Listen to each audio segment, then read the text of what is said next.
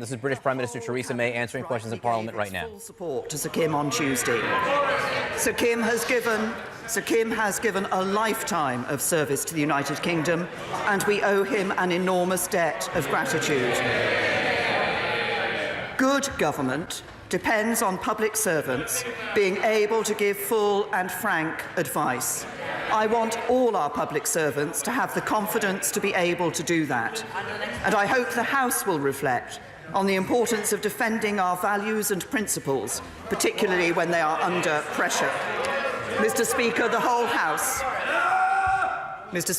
House will want to join me in sending our deepest sympathies to the family and friends of Tammy Minshall, the student paramedic who was killed in a traffic accident last week whilst on duty. Okay, you just heard the British Prime Minister Theresa May there, essentially, I think, expressing some regret that the British ambassador to the United States, Kim Derrick, had to resign. They're basically saying that he was doing his job. You want your diplomats around the world to be able to send unvarnished, really unedited assessments of what they're seeing on the ground. And let me just read you what one of those leaked cables that Kim Derrick, soon to be the former ambassador to the United States, wrote to the British government. We really don't believe that this administration, the U.S. administration, is going to become substantially more normal, less dysfunctional, less unpredictable, less faction-riven, less diplomatically clumsy, and inept. And that was his assessment to his government about what was happening in the United States. Which is his job.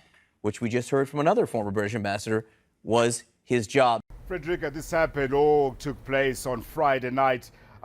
Typical modus operandi of the Al-Shabaab terrorists, who incidentally have claimed responsibility for this gruesome attack. A car goes into the gates of a hotel, explodes it open. 4 attackers walk in or run in and then start shooting everybody dead. Now, of course, Kismayo is 500 kilometers away from where we usually see such violence in Mogadishu, the capital of that troubled country. And of course, many people thought that the Al-Shabaab had been removed back in 2012 from this area, but they proceeded to go into this hotel where regional leaders were holding some kind of pre-election meeting and began to shoot people indiscriminately. We're hearing terrifying reports, of course, that many of those killed were very, very soft targets, including one Canadian Somali journalist who had recently moved to Somalia with her family, very well known amongst the Somali diaspora in terms of being a journalist who created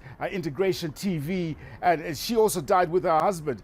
Several other nationalities, Kenyans, Tanzanians, and we are also hearing reports, as yet unconfirmed, Frederica, of 2 Americans killed in this attack. At the moment, the governor of the area tells us 26 people are dead. Our man in Mogadishu says the attackers, the 4 attackers, who then went on a 12-hour shooting spree with the security forces, are not among that figure of 26. He's just said the ministers there have confirmed that the attackers are not among the dead we are quoting to you.